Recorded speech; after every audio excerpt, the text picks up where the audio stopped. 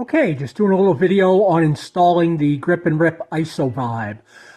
Pretty simple install. Their instructions are very clear. Basically, you're going to want to start out by taking your steering post clamps off. Undo them all the way so you've got all that laying there. You can just kind of gently lay the risers and the handlebars down onto the console for this part. Okay, the next step is you're going to take this bracket and install it to the bottom of your stock riser.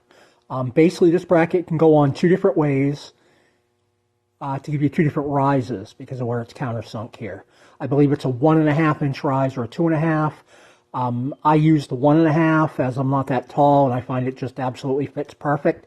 They give you the Allen bolts and the torque specs to attach that to the bottom of the riser. Okay, at that point we've got the bottom part of the Isovibe properly mounted, torqued and everything onto the bottom of the riser. And on the steering column, we've got the base of the Isovibe, again, torqued and everything. The beauty of this setup is it doesn't affect the tilt of your riser. You still have all your adjustability like normal, and it doesn't affect the curl of your bars, which is still all available. So that's a nice feature to add without, without losing any of that adjustability. Next we'll mount the riser and the top half of the Isovibe on the bottom.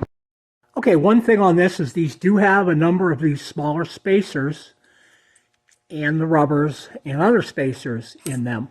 They give a great picture of how it all lays out in the instructions. I assemble it just like they have it in the picture. Basically what these allow you to do is you can take these shims from one section, move it to the other side of the rubbers and adjust the stiffness.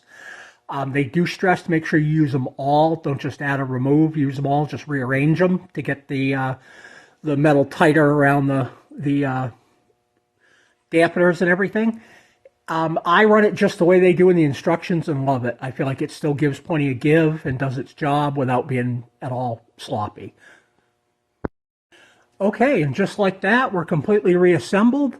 Everything is on and tight as it should be.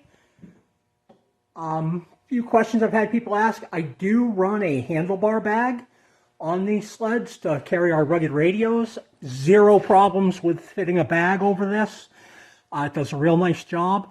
One thing they mention in their instructions, and it's true anytime you're messing with steering columns, risers, handlebars, make sure you fire it up in a safe way up on a stand and run your steering full width side to side just to make sure there's no cable pull. Stock setup has plenty of room in it. As you can see, no real concerns, but we obviously are going to, just for safety, make sure that you don't want to throw it into a corner and have it yank the throttle open on you. That's it. It's on.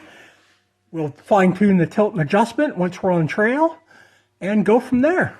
Once again, thank you to Grip-N-Rip Racing for their support. Great products, great people. Give them a shout if you have any needs.